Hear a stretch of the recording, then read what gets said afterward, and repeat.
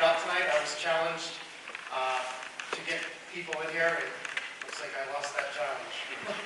But I do appreciate the ones that came out, but we are actually going to film it for the public access channel as well, so we can get as much of this information out as possible. I think it's very important. I have a lot of parents that reach out to me throughout the school year, asking me questions about these topics here, and I try to answer them the best I can. And given that, I try to get the professionals here that actually deal with this on a daily basis. So I've been fortunate enough to have Ms. Tina Grosowsky, project coordinator from Central Massachusetts Tobacco-Free Community Partnership Program, come in, along with Ellen Miller, who you'll meet later on. She's with the District Attorney's Office. Obviously, there's some topics that I think hit home here, and there's a lot of misnomers about different things, especially the vaping and everything, being a harmless situation, and the teens have kind of took onto it. It's definitely a targeted market by these people. So without further ado, I'm going to have Ms. Tina Grosowsky come up here and have a presentation. Great, thank you. Everybody hear me?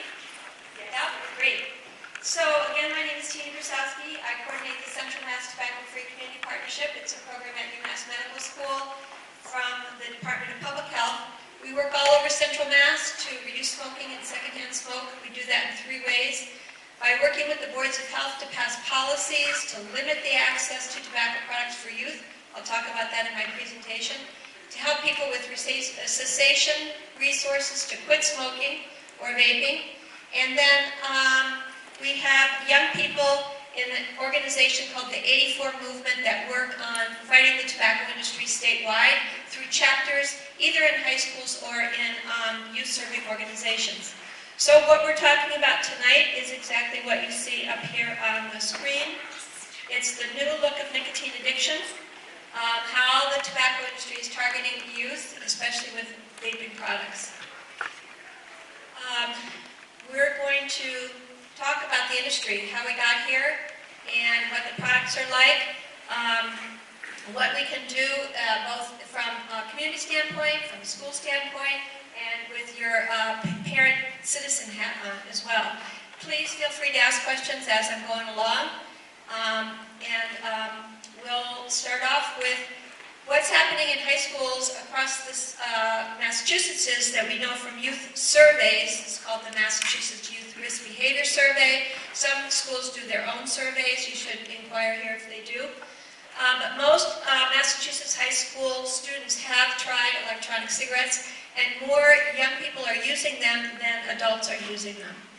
A lot of data that we had was from before some of these companies came in on the market last fall and started really promoting their products, especially online. So a lot of this data is that is lower than the actual usage.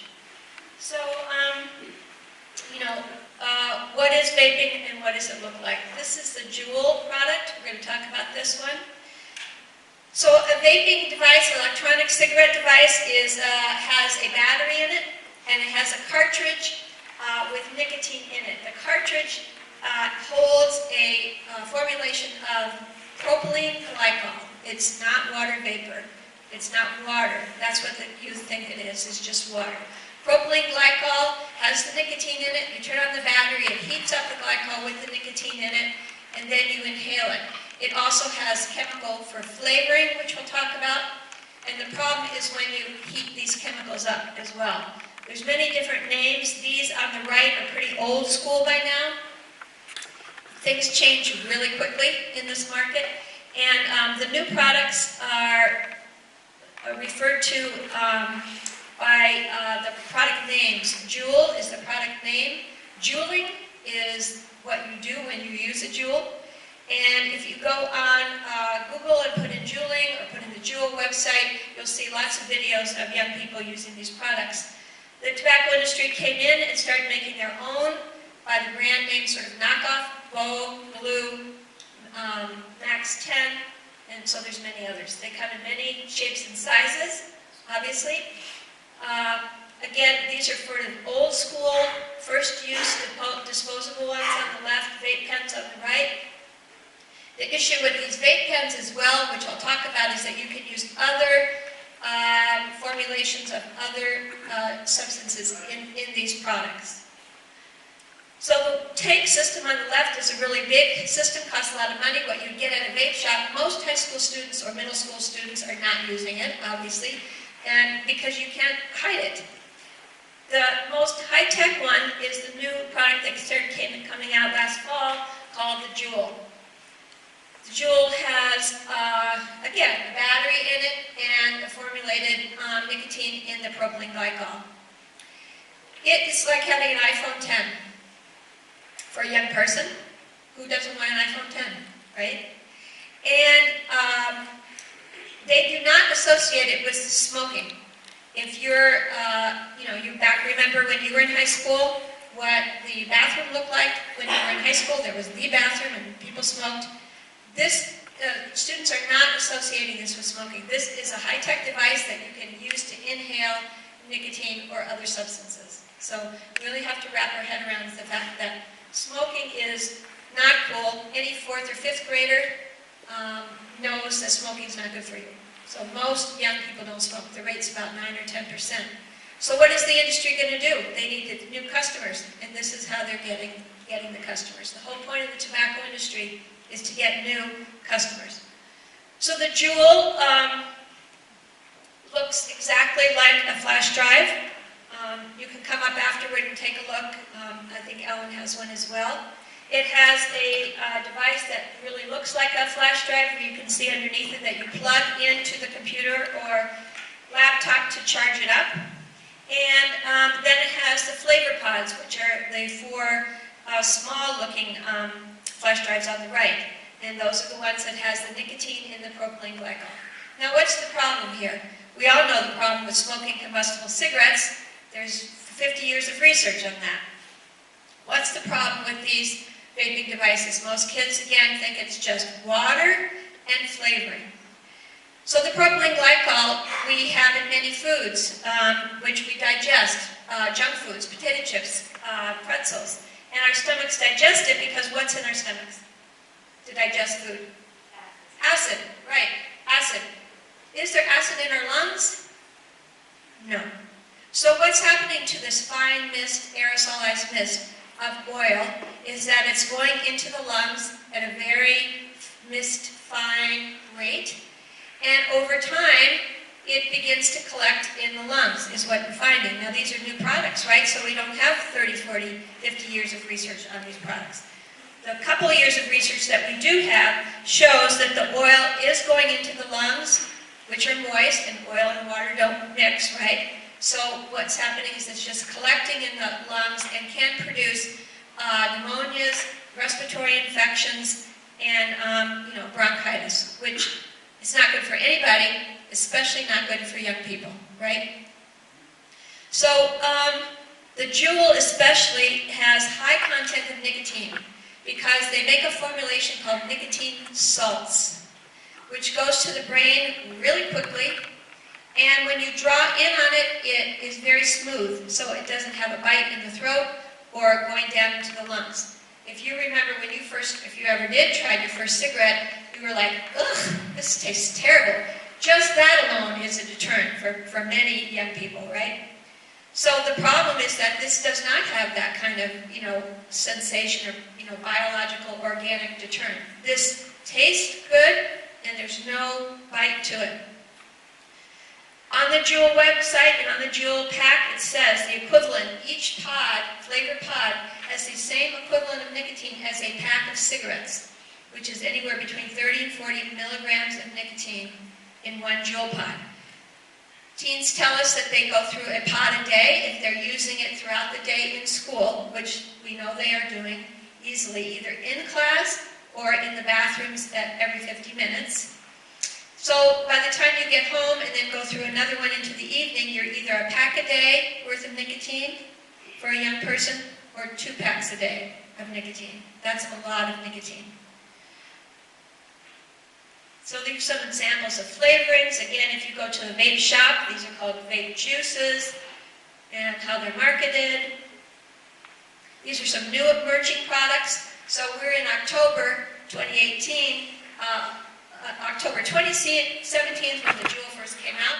So by Christmas time, there could be something even newer and flashier. On the right, the Soren is what kids are talking about now.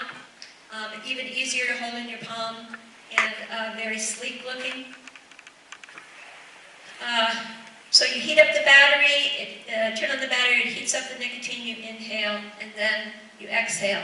There's a lot of other chemicals in it, trace chemicals, carcinogens. And then there's the flavoring. So we know they contain the flavoring, which is called diacetyl. Diacetyl is a flavoring chemical that was used in microwave popcorn. You would create that incredible buttery flavor, you know, that you want to eat the whole bag of microwave popcorn. Until the microwave popcorn workers started to get sick with bronchial infections, actual malformations on their lungs, and respiratory infections, and they discovered that it was from the heated up flavoring which is diacetyl that they used in the buttery popcorn. So FDA said, okay, no more use of diacetyl in microwave popcorn factories or in the microwave popcorn. But all of these new vaping products are not regulated by the FDA. As bad as cigarettes are, they're all regulated, they have a stamp on them, they know the 5,000 terrible chemicals that are in them. None of these products are regulated, and they're taxed at a really low rate. So diacetyl is a big problem when you heat it up, because again, over time, we don't know the long-term effect on the lungs of this chemical. So most kids just think it's, flavoring like sucking on a lollipop. They do not get that it has lots of nicotine in it and chemicals. So what do we know about nicotine itself and young people? Nicotine is a drug, obviously, that's very addictive. Young person's brain is still developing until age 23, 24. The last part of the brain is called the prefrontal cortex to develop, and that's the part of the brain that's responsible for planning, organization, responsibility, and good judgment, decision-making, especially around these kinds of topics, which we know are especially challenging for adolescents. If you have a middle schooler, and this is your first time with a middle schooler, a good day is when your middle schooler has got a good night's sleep, they've gotten up to have some breakfast, they've brushed their teeth, they've gotten themselves ready, their homework planner is in their backpack, their homework is done, and they're out the door and meet the bus. Right? How many of you have middle school kids? Yeah, that's a good day, right? Because they're just learning how to organize themselves. The whole goal of middle school is that homework planner, getting your homework assignments, knowing how to complete them, and getting yourself up the next day and going back to school. 2 years worth of that, okay? And the reason is because the brain is still developing. So vaping and use of drugs on the adolescent brain is especially concerning because the brain is still developing. So when you introduce nicotine into the adolescent brain, it's like the brain is growing along with the nicotine on the brain, literally adhering to the neurotransmitters and forming what we used to call the pathway of addiction. Now we know biologically that that's true because we do CAT scans and MRIs now. The science is there for us now and shows and proves that this is what's happening. So we always say, postponing use is really important. And now we know why, especially because if you can stop adolescents from using these products until they're at least in college or beyond, the brain is already finishing developing and it's not so susceptible to addiction and then lifelong addiction, especially young people starting at middle school age, which we know is happening. Nicotine can affect impulse control, mood disorders, and especially for young kids that you want to be good learners, that's the whole point of being in school, it disrupts attention and focus and being able to follow directions if you have a lot of nicotine going into your brain. And certainly we know that it can prime the brain for future drug addiction because it's kind of like just dripping a drug into the brain and keeping it primed. When we work with substance use disorders, people who've been in treatment, people who've been in treatment for heroin addiction and cocaine addiction. A good program will treat nicotine addiction at the same time. If it doesn't, when they come out, they go back to work, go back to their families, but often they're still addicted to nicotine. It's the hardest drug there is to quit. So it really keeps the brain primed for addiction, and if you're in recovery from whether it's alcohol or other drugs, if you keep using nicotine, you keep your brain primed for other drug use, and it impedes your recovery. So a good recovery is really getting off of nicotine as well as other drugs. So that's really important. Teens say what's in their e-cigarette, like we talked about, is just water and flavoring. The problem is they're using it to vape liquid THC.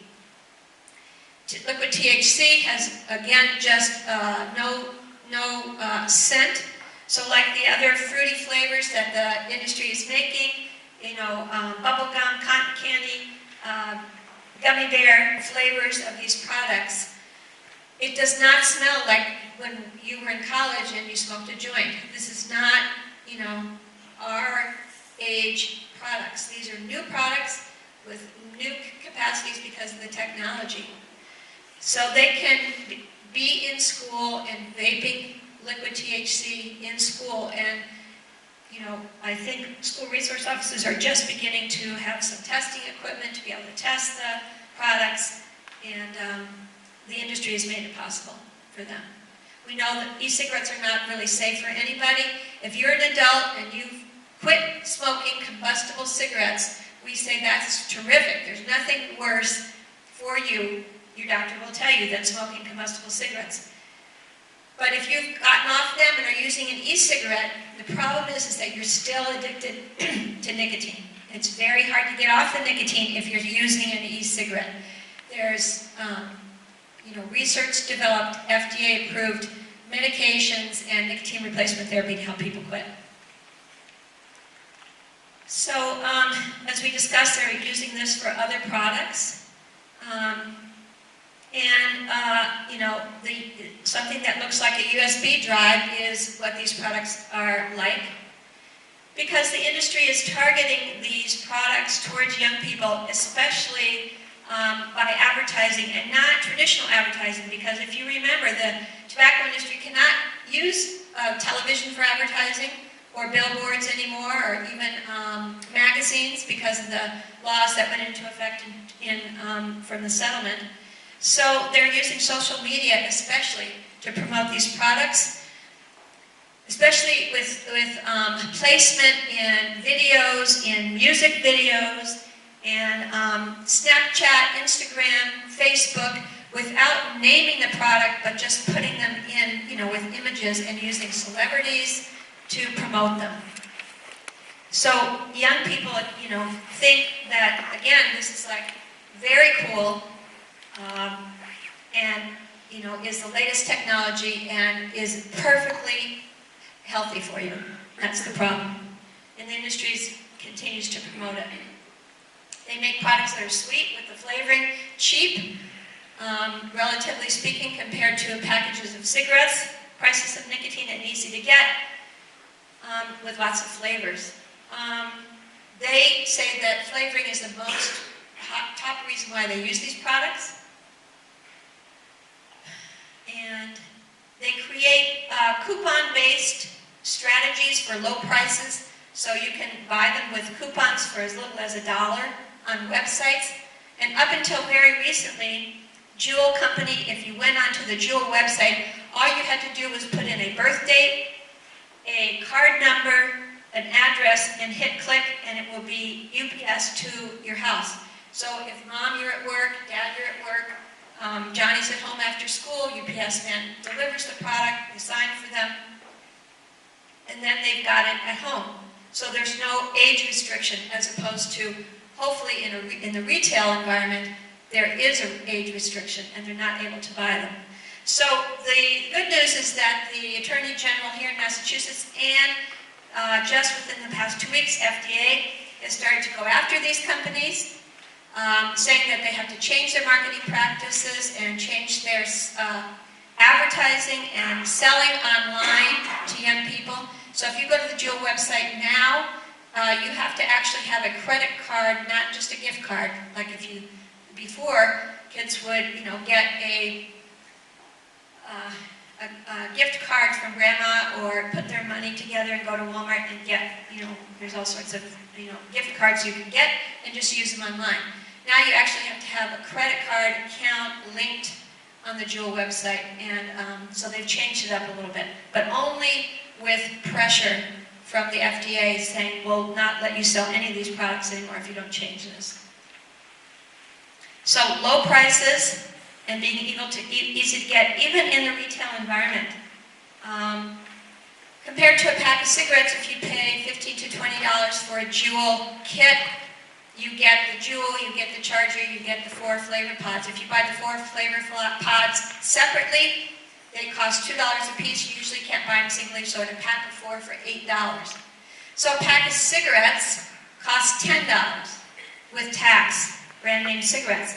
So if you remember the amounts of nicotine in the flavor pods, you're getting the equivalent of 4 packs of cigarettes for, $15, $20 as opposed to $40 if you paid, bought 4 packs of cigarettes for $10 a piece. So availability in the convenience store market is what the industry is after. They're after exposure, because the more kids are exposed to these products, the more they see them, and then the more likely they are to use them.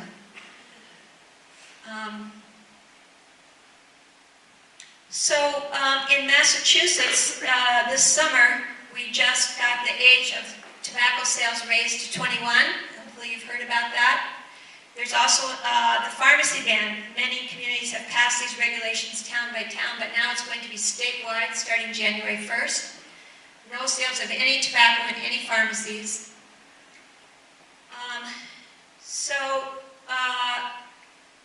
What can we do? What can you do in the community? What power do you have as parents and citizens, grandparents, aunts and uncles, nieces and nephews you have? How can you make a difference with this effort? Because that's what it's going to take to go against the industry. We know that from how the industry was used, just selling regular tobacco products. So we have a group of high school age students. It's called the 84 movement. The 84 stands for the 84% of high school students that did not smoke cigarettes when this organization was started back in the late 2000s. They kept the brand name, but the rate of smoking cigarettes has actually even gone down further. It's only about 92% now. So again, very low rates of cigarette smoking. It's vaping and these other products that are the issue. So you can start a chapter in any high school or youth serving organization. We think it'd be wonderful if Sutton High School was interested in starting a chapter. You just need to have an adult advisor and a group of students. They go to have trainings in leadership skills and public speaking skills, and then they talk to local groups, adults like the school board or the Board of Health on what they see as the problem in their community. In March, they go to the State House and they talk to the legislators, and that's how we got those laws passed to raise the age to 21, and the pharmacy ban statewide. Was those chapters have been going to the State House for 3 years in March and pounding on the doors of those legislators, and they listened to them finally and passed the regulations. The most big bang for your buck regulation is called the flavor restriction, which about 127 communities have now put in place. And if you go to the Make Smoking History website, it's called Make Smoking History, they have a drop-down menu. You can see in your community whether you have these regulations already in place or not. The flavor restriction restricts all the flavored products to adult-only establishments, which means either a vape shop or a tobacconist. So it gets them out of the convenience store, the gas stations, the mini-marts, and the grocery stores. So the next phase of statewide policy is going to be able to get the legislators to pass that statewide, but we need more communities to pass it on the local level. The legislators work on the premise that they pass it at the local level, and if more than 50% of the population in Massachusetts pass it, then they'll take it up on a statewide basis. That's how things work in Boston. So those are the things that you can do with your parent hat on, with your citizen hat on, and mostly we need you to talk to your children and educate them about this product. And you can say you went to the talk at school and this one was talking about this crazy product called a Juul. Act like you don't know what you're talking about, and they will tell you, oh yeah, Susie's been using one every day in school. Or, yeah, Johnny had one at the after, football game party at his house last week, and we were passing it around. I like the mango flavor the best. And you say, do you know that these products contain lots of nicotine? And they say, well, what do you know? You're just a grown-up.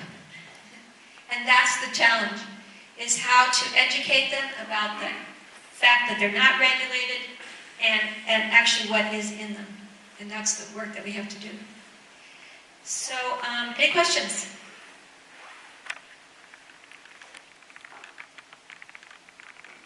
Okay, thank you.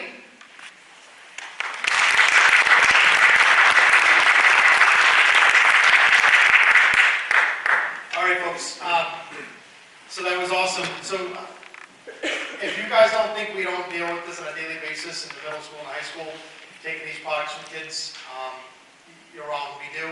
I have got one that was just placed on our desk on Friday, just from a student who's vaping in the school. We walk around the hallways, we sit along champ. I mean, a lot of days it's all we can smell sometimes going into the bathrooms and stuff like that. It's happening in the classrooms. The teachers are just having a hard time pinpointing who's doing it because it's such an easy product to hide. And I talk to some of these youth, and they openly say, "Well, my parents have no problem with me using it. It's if my parents are cool with it, what is it your business?" Well, I guess fair enough, but in the end, we do have policies and procedures here at the school that we kind of follow. Studies are coming out about this stuff, and it's affecting the lungs. It's going to have a long-term effect on these individuals using it, especially at such a young age. Kind of like smoking did. Smoking came out, it was just the coolest thing to do, and now this vaping, it's like, oh, great, tastes like sour apple, let's do it.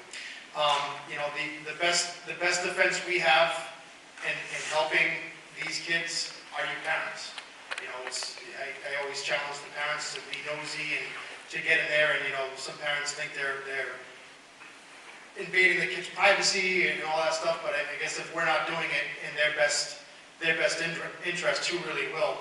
I mean, I'm cool with invading my kids' privacy every day, and I make their lives a little uncomfortable here and there, and I have very uncomfortable conversations with them sometimes. I got a 7-year-old, a 9-year-old, and an 11-year-old.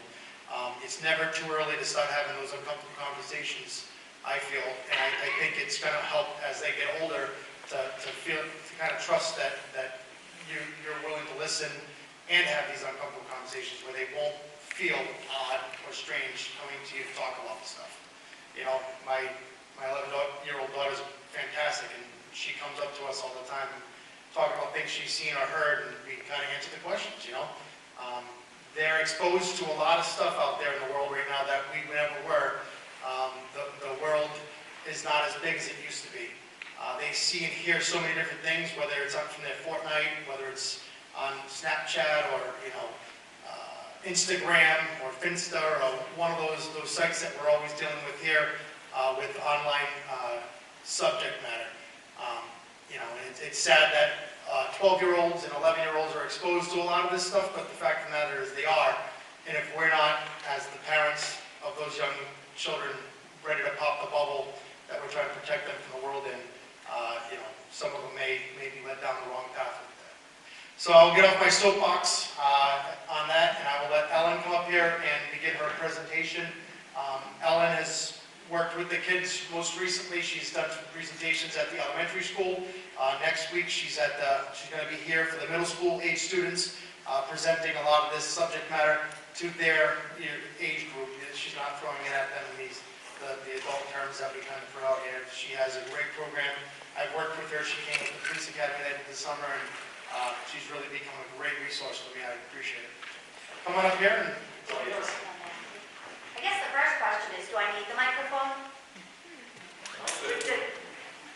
never been accused of being quiet, so. You don't have a microphone on? Good, then.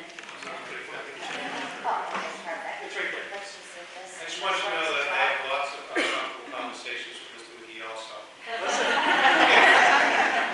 It's kind of difficult being a police officer in the school world. Can I ask one question about the vaping before we move on? Absolutely. What is the policy in the school? Mr. Longchair. Cigarettes, vaping, So a tobacco penalty, like a consequence, accountability, yeah, would be a 5-day suspension. 5 days. It's 5 days. Middle test, all grades. Yes. out. Is that They own up to happening it. yet? If they own up to it, they admit to doing it, we make it a 4-day suspension. Has that happened yet? Has anyone been suspended? Yeah, Oh, it's happening. It's, I would say, we work with each kid individually. If they're, when they join athletics, if they're caught with these products, they lose games. It goes on their record. You know, it's not just as simple. It's not as simple as just, well, my friends are doing it, I'm gonna do it. Well, your friends aren't, you know, looking to go to college and get scholarships like you are. You know, it's kind of like helping them make those better decisions because, as you guys all know, we were all young and, you know, kind of, I was stupid when I was younger. You know, you're gonna make mistakes, but that's what we're there to kind of prevent them from that. And, you know, they're under a lot more spotlight nowadays, especially with, you know, all this stuff that's out there. They're just doing it in our faces now. It's kind of, you know, gotten to the point where the consequences isn't something these kids think about much of, you know, until it's too late. And they're like, no, it's just vaping. It's just juice. So, all right. Thank you. My name is Ellen Miller. I'm the Atty from the District Attorney's Office. I'm going to cover 2 pieces. The first piece, my PowerPoint presentation, is going to be about basically cyber safety, bullying and cyberbullying prevention. But at the end, I'd like to welcome you up. I have a display set up here. It's called Hidden in Plain Sight. The idea is it's supposed to look like an average teenager's room, but we can show you some different tools, places that they hide things, things that they can purchase. I do have a Juul, the charger, and some of the cartridges. I have some of the old vape pens in here too. So I welcome you up at the end. If you want to come take a look, we can go through the table. Whoever would like to come up. I think that would be easier than me trying to explain it from up here, from this far away. So most people know what the District Attorney's Office is. I work for D.A. Early. He's the Chief Law Enforcement Officer for all of Worcester County. We cover 60 cities and towns. We handle all the criminal court prosecutions that happen within Worcester County. My job in the office is different because I'm not one of the prosecutors. I'm not an attorney. My job is all outreach. So I go around to schools every day and I talk to students from kindergarten all the way through college level, and we talk about all the different issues we see come in through the court system. Like it was just mentioned, last week I came and talked to grades 3, 4, and 5, talked about focused on bullying, but still was a little bit of cyber safety information. Obviously I'm going to pose it different to you tonight, but they got almost all this same information, just phrased a little differently. We use technology every day in so many different ways. During this presentation, I'll cover what the bullying and harassment laws we have here in Massachusetts. I'll talk about what those words mean, what the definitions are of those words. We'll talk about existing and emerging technology. And I'm going to talk a little bit about protecting our digital footprints, or more importantly, having the kids protect their digital footprints. And also, it was mentioned, I don't know who has middle school students. I'm coming back on Halloween. We're going to do the middle school grades. We use technology every day in so many different ways. I like to say right from the beginning that I think we're so lucky to have all this technology. We can do things today that we could never do before. We can learn, we can entertain ourselves, you can communicate with friends and family that live anywhere in the world. But when you're from the District Attorney's Office, most of my stories are about the bad things that happen and the bad people that are out there. But we're not trying to make people afraid. And I don't try to go into the school and say to the kids, don't play this game and don't use this app, they're bad. Because I don't really even believe that. I think bad things happen. I think there are bad people out there. But it's not just because of a specific app or a game or a site. We are going to cover some of the emerging and existing technology. As we get started, if I asked you a couple show of hand questions, how many people have an active Facebook profile? A Twitter account? Instagram? Snapchat? Okay, more parents than normal that I see raising hands on Instagram and Snapchat. When I ask the students that, it usually is the opposite. No one raises their hand on Facebook anymore, but more and more it's about Instagram and Snapchat. Facebook's for the old people. But what I've noticed is a trend. I notice more people admitting, more kids admitting to using Facebook. So it still is active. We talk every day about bullying and harassment. And I'm sure you're pretty familiar at this point what the school rules are about bullying, harassment, what the consequences are at school. I'm going to explain that there are 2 laws here in Massachusetts that have to do with bullying. The first law is the older law of the 2, and it's called the Criminal Harassment Statute. This law is a misdemeanor crime. It actually makes it a crime for anyone to bully, harass you. We don't call it bullying within the criminal court. It's called harassment, but the 2 words are basically defined the same way. It defines bullying as targeting someone in a repeated pattern of behavior. So 3 or more separate times to make somebody feel afraid, upset, unwanted attention. People can be bullied and harassed in all different ways. The most common form we see it take is verbal. It's the way someone uses their words to target you. Name calling, yelling at someone, swearing at someone, saying mean things. Not just one time, but over and over and over again. Like I said, that's the criminal law we have in Massachusetts. It's the law we deal with in the district attorney's office. Someone can be charged and brought to court. The reason that we got this law was a little bit different than how we think about bullying and harassment today. There was a waitress in Everett, Massachusetts, and every day she went into her job, there was a male customer that came in and was bothering her, annoying her, harassing her.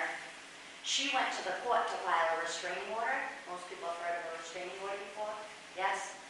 But in Massachusetts, you need to meet a certain criteria to get a restraining order. For example, you're married or were married. You're in a substantial dating relationship. You have a child together.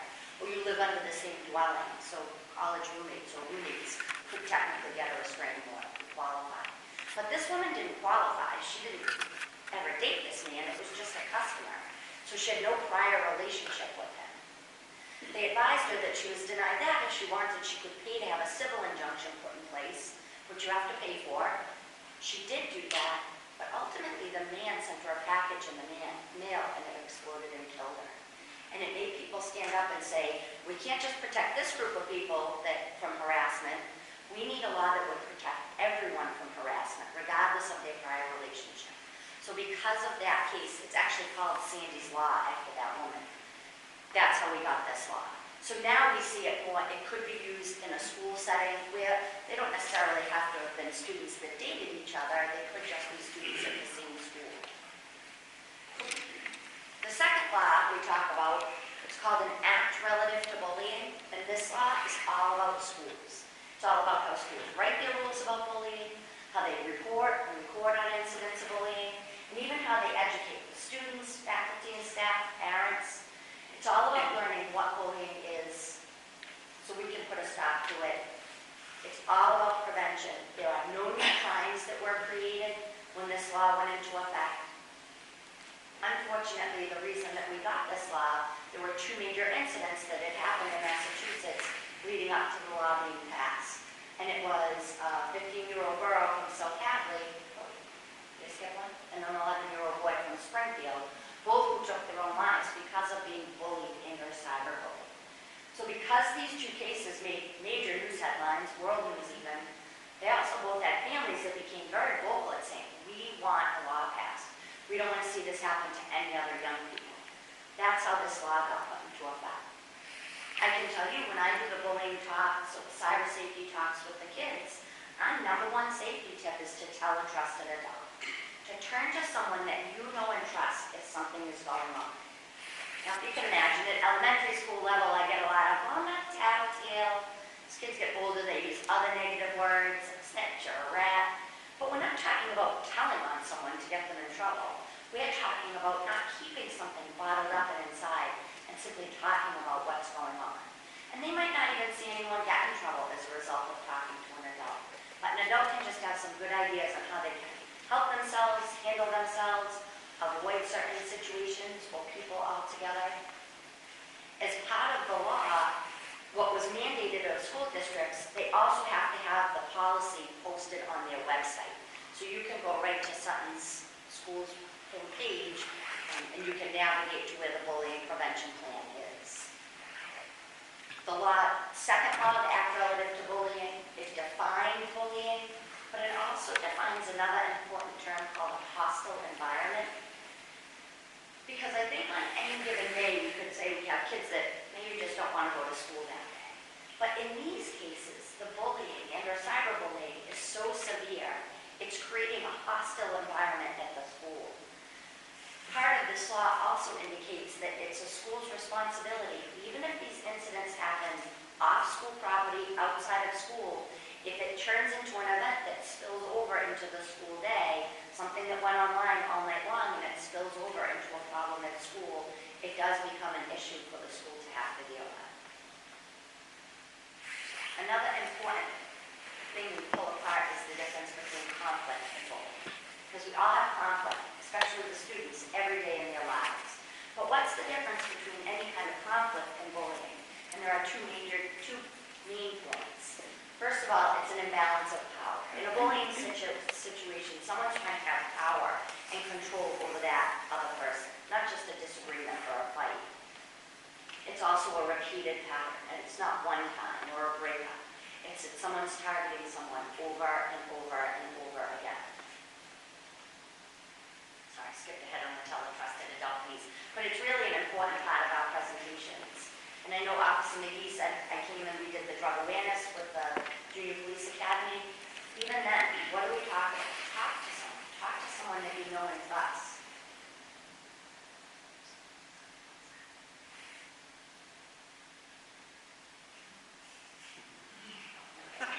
The truth is, kids today are so tech savvy. They know about things before they get up to the adults. We don't know. I had a tech director one time explain to the parents, he said, kids today are digital natives, and we're digital immigrants. And we're working so hard to keep up with this technology that now comes second nature to them. They're in preschool or kindergarten, and they can maneuver around on these devices like nobody's business. Most of the time, too, we're in a school where we're having a problem. What do? We have the kids come up and help us with the technology. I can tell you, we go to so many trainings. I've gone to Attorney General's office's trainings that I've left, and I thought, they didn't talk about anything in that training that my kids haven't already been doing for 2 years. The kids are the best resource. Talk to them. I know Tina was explaining, talk to them, ask them about the vape, ask them about technology. Because I'll talk about some sites and apps in here today, like Snapchat, or the joke I make now is I talk about the new F word, Fortnite. Anything like that, in a year we might not even be talking about that anymore. It'll be a new game or a new app. So it's just really about keeping open communication. Out of all the places we see people complain about getting bullied and harassed, the number one place we see it happen is through technology. It's cyberbullying. And it's still that 3 or more separate times targeting someone. It's just that the messages are passed back and forth through electronic communication. Text messages, comments, pictures, posts. There are actually 3 reasons why we think cyberbullying happens the most. The first reason is that people get really brave when they're behind their technology. And they post things and send things that they wouldn't talk that way right to someone's face, but they'll send them a new message. I won't even just say kids. I think kids and adults alike do that.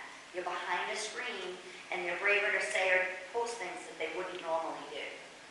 The second reason we think it happens the most is people think they're not going to get caught. No one knows my cell phone number or my game name. Or I created a Twitter account that's all fake information, so no one's going to know it's me posting. Well, unfortunately, for people that think like that, we have experts in the DA's office, in the police, in the state police, and we do know how to track people down. Now, certainly I'm not standing here saying we can track things down 100% of the time. I couldn't make a statement like that. But with the tools of technology that are being given to law enforcement, we're having more and more luck at tracking things down that you would never believe could actually be tracked down. Give different tips in protecting yourself from cyberbullying. One thing we've talked about for years and years with the kids is protecting their passwords. I used to say, be careful, someone can steal your password. But what we learned over and over again when there were incidents People swap passwords on purpose. It's best friends, or it's a dating relationship, they're in love, and what happens? They break up, or they're mad at each other. Or two friends that just stop being friends, but that other person still has your child's password. They take it, they use it to log into their accounts, they send out messages pretending to be them, rearrange their profile information, or even lock them out of their accounts. So really working hard to protect passwords, password locks for the devices, and a step further, protecting their actual devices. Usually what we see is we have our phones, kids have their phones or devices wherever they go. They go to a friend's house or a sleepover. They need to be in control of their technology. Because what happens is they put their phone down and they walk away from it, but the people that are left in that room, they pick up their phone. Maybe they take some pictures, they send some messages, but ultimately, you're responsible for what comes on is what's on and comes off of your device.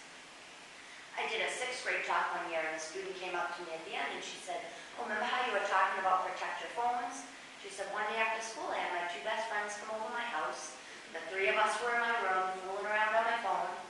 My mom called me into the kitchen for a minute, so I went to go see what my mom wanted. And when I did, my 2 best friends took my phone. They sent out this really nasty message to my entire contact list. It had all this bad language, and it basically said, 'I don't want to be your friend anymore.' The girl looked at me and she goes, 'Nobody wants to be my friend right now. Everybody's mad at me because they think I sent that message.'" So we can talk about the schools and the laws, but there are all these other social and emotional consequences as well. These are just some of the other laws that we talk about. So the 3rd one down is no longer applicable. Sorry, I didn't edit this slide. There is no more disturbing the school or assembly. But some of the other things that we talk about, like whether it's phone calls, not just text messages. The other one, the first one, threatening to commit a crime. I keep repeating that it has to be this 3 or more separate times. And sometimes kids will go, "What if the first time's really bad?" You don't have to wait for someone to say, "I'm going to kill you 3 or more times." They're threatening to commit a crime. And you need to report that the first time that it happens. We talk about pictures, images, videos. This is how we're communicating. We use Instagram and Snapchat. We can text pictures and videos to friends and family. It's fun. It's a great way to stay up to date and in contact. Our tip about pictures has always been the same, and it's simply thinking before you post or send anything. I try to get the kids to say, before you hit send or post, think, would I put this picture up in the principal's office? Would I want every single student in my grade to see this picture, not just the one friend I'm sharing it with? If it's words, would I post this conversation on my refrigerator at home for my family to read? Would I be embarrassed if my teachers or my coaches were reading these comments I was making during fortnight? And if it's not something you want everyone to see, don't hit send or post. Once you hit send or post, you've lost control over that information, and people can then take that information and use it and share it in ways that you never meant for it to be used. I've been saying this for a few years now. Sometimes in the kids' presentations I say, if you don't remember anything I say this whole time, just remember this next sentence: delete does not exist. There's no such thing as delete anymore when it comes to technology. Nothing ever really gets deleted. And we mean that in a few different ways.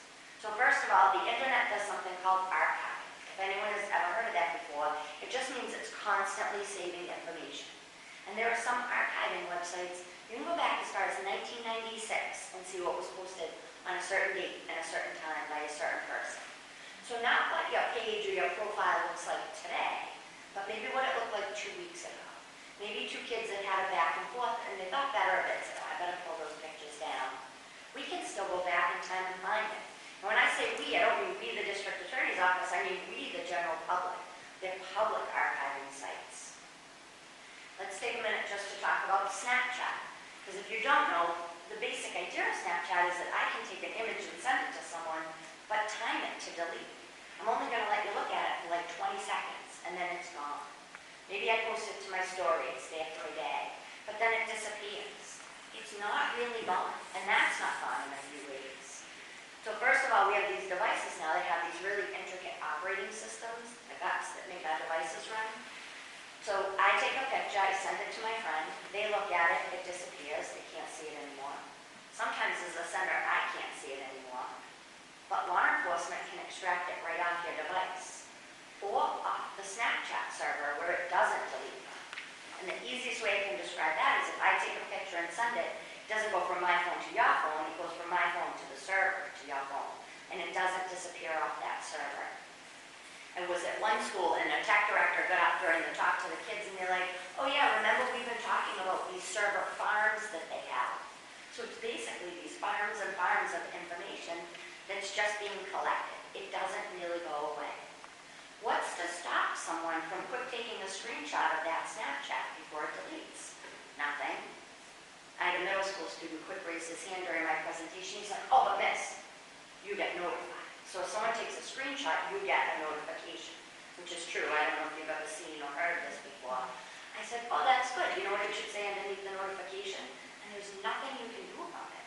Because that image is now out of your control. And I don't think Snapchat is bad. I think Snapchat is fun. The fear is that people are more likely to take a mean or an inappropriate picture because they think it's just going to delete by themselves.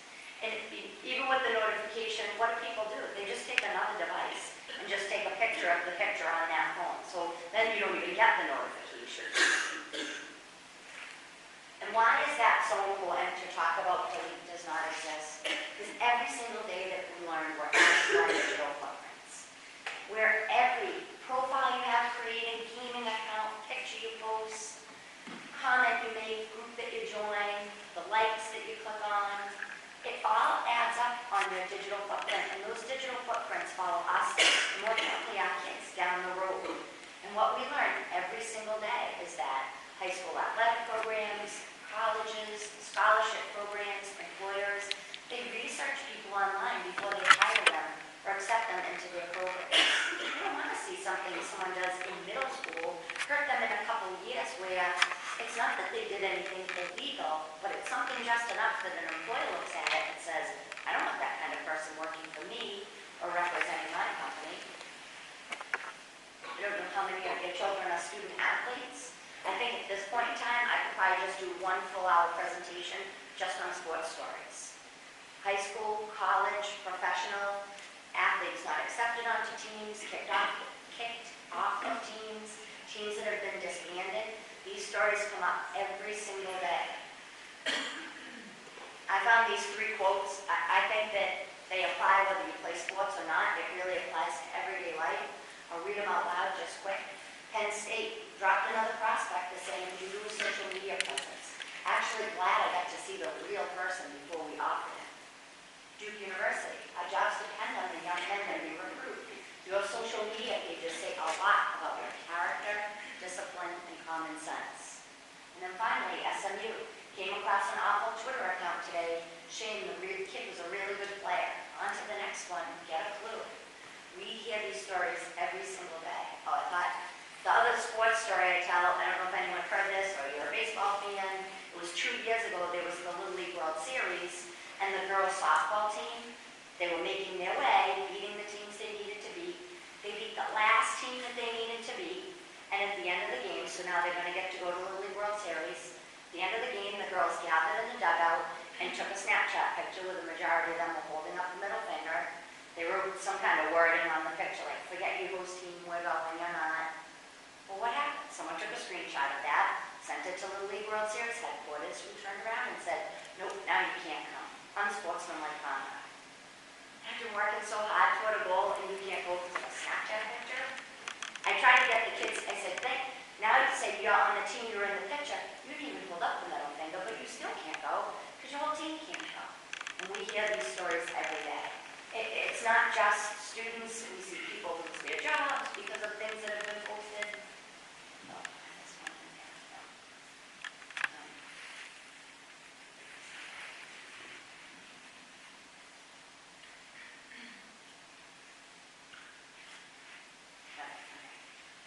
This is the last thing that I'll just touch on. It's the people that we communicate. We cannot be 100% positive that the person you're talking to is who they say they are. This is my favorite picture. It's kind of old. Look at even the computer's getting kind of old and outdated. But I think it's a funny way to remember. you don't know who's on the other end of that line. And I've heard kids say things like, oh no, we play a game and we use the voice control so I can hear them. Or they talk like a kid. Or I saw their picture. It doesn't matter. Everything can be edited, altered, hacked into. I could have a picture of my 13-year-old son and create an account, and that's who you think you're talking to. You're not looking at that person face to face in live time, so you can't be 100% positive who they are. The other thing I'll add on to that is that I feel like a lot of kids lately will say things like, oh yeah, no, I play a game with my friend every day, but now my friend, and it's a real friend that I have from school, now they're asking me these weird questions, like where I live, or questions they already know the answers to. Well, that should raise a red flag to them, that that's probably not their friend on the other line whose account would have been hacked. And that's when we go right back to that kind of tell a trusted adult tip, that they should be talking about what's going on. I have some handouts out in the front, including this list of helpful websites. I use almost all of these. The one I like probably the most is Common Sense Media. I use it for my kids at home. You can look up apps, games, movies, websites. I use it for work. The one right under it I'll explain too, that cmch.org. It's a website out of Boston Children's Hospital. It's called the Center for Media and Child Health. They have this Dr. Michael Rich, they call him the mediatrician. So he answers all kinds of questions that we don't really cover, like how much screen time should your child have? What if my child's on pornography? What do I do? You can look at the previously asked questions and get answers from that.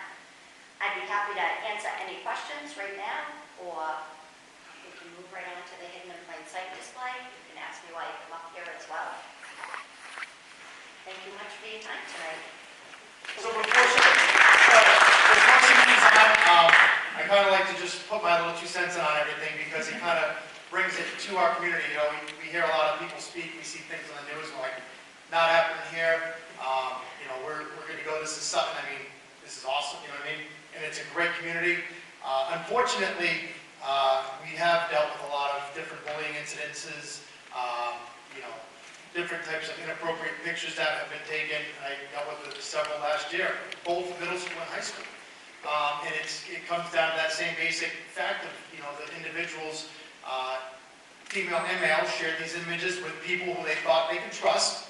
And next thing you know, half the you know, whatever class it was, saw the images. And, you know, it's sad, especially when we have those students depicted in the images coming to us and not really knowing their level of involvement. You know, they don't really think what they did is wrong and they can't believe that other people shared it. You know, it's these, again, uncomfortable conversations that we need to have with these kids, just to kind of go over, hey, listen, like, that's your body, this is, you know, your thing. And I tell all the kids, these devices right here, I'm so glad they went around when I was a kid. These are adult toys. I look at them as adult toys, and we're giving them to kids younger and younger and younger these days. You know, we have all this faith that, well, Johnny or Susie, you know, their friends have it. They're, you know, this and that. And we're just like, here you go. Like, just because your friend has it, my 11-year-old is already trying to acquire a way to get one, and I've already kind of taken a solid stance, you know. 15, like 15, you can have a smartphone, or if a phone. Should be lucky if it's a smartphone. By then, I don't think I have a choice, you know. But it's gonna have all sorts of different capabilities where I can kind of monitor and track. And it's not because I don't trust her. It's because I want her to know that I am watching, and there are some consequences. You know, we give them these devices blindly, and we say, go with it. Like, here you go. But their undeveloped brains don't understand the power. This thing is powerful. I mean, one click, and it sends information worldwide in, like, not even a second. Do you know what I mean? So I encourage, you know, parents to really know about these phones and stuff before they give them to the kids, and consider holding off on giving it to them until we fully know that, you know, they are at that point where they have the capabilities to know its true power. And, you know, is that being like old school and like, you know, authoritarian? No, I think it's just protecting your kids. I think it's protecting their best interest and making sure that, you know, they have every bit of knowledge about it, you know. Just like Fortnite. My son's huge into Fortnite right now and all the online video games. My Xbox, or his Xbox, it's not mine, it's his, so I'll make sure that everybody knows that. It's his box. It is only allowed in the living room, and our living room's attached to the kitchen where we're always in constant sight of him. I don't allow him to just have like these like hidden game sessions. Like he's there, I'm listening to things he says, and if I hear something I don't like, I'll walk right over and say it, and I know his friends can hear me because he's got the little microphone on, and then he kind of puts it on mute and he kind of tries to defend himself. I'm like, Nolan, it's not appropriate to share that type of information with people you don't know. You know, and it's just kind of like, again, is it us being hardcore? No, it's doing what we're supposed to do as being a parent. And in this age, it's challenging, I feel, right? I mean, things our parents didn't have to contend with. My parents had to worry about me coming home with like a hole in my stomach from my bike handlebars because I built a rickety ramp, you know, or like coming back with poison ivy, you know. At my kids' ages, I'm worried about who they're talking to, like in what country, in what state, and how old are they? That's pretty insane. So with that, I'm just going to pass it on, and if you have any questions, please ask us while we're on this topic, and then we'll move on. Or do you guys want to take a quick break and get back to it? I'm just going to flip on the lights, and if people want to come up here, you can ask questions about that, or we can kind of go over. I think it'd be too hard for you to see the display from there. I can go over it, and then you can come up as needed. And Yeah. turn the lights. So these, yeah, go ahead. The kids have access to all this stuff, and you know, it's easy ways for them to hide their vape devices, you know, marijuana, and you know, a lot of people say, well, what's the big deal about marijuana? I'll tell you, several heroin addicts that I've spoken to have straight up said, I've never met a heroin addict that has never smoked marijuana. You know, and does that mean that everybody that smokes marijuana is going to become a heroin addict? No. But does that mean that everybody that starts smoking marijuana doesn't have that tendency, that addictive personality? Yeah, there's that chance. So we want to make sure, you know, and as everybody knows, Dan will attest to it, I'm a pretty like intense person, but I put all this stuff I developed this, I opened it up to everybody because I love your kids, and that's why I'm in this position. I take my job as a school resource officer personal, and I want the parents to know all the information that I'm learning. And if the parents have any questions, you know that I'm seeking it and I'm trying to find it because I'm learning it. And as she said, a lot of this stuff kind of like, it's in and out, you know. How many people know that Instagram has a thing called Finsta? Instagram account's the one that all the parents get to see. And they're like, no, my kid's doing good. Like, you should see all the sweet posts. Except if you look down there, Finsta is the one that they get all in trouble with and going back and forth with their friends with, you know. And we dealt with a chat group last year, and it was 15 to 20 students, and the stuff that was back and forth, you know. Hey, not a problem to grab your kid's phone and say, all right, unlock it, I want to read some of the messages on your phone. Like that's not being overbearing, that's being a parent. That's trying to protect them and going, you know what I mean? And it's uncomfortable, and sometimes we're busy, and I'm busy, my wife runs a company, I do this job, we're at soccer, we do this, so, you know, I still take these measures, and I'm not pushing the kids aside and saying, all right, be entertained, leave me alone. It's, all right, I got to see what's on this, because I want you to become successful, and you need to learn the power of words and the power of things you do and say on here.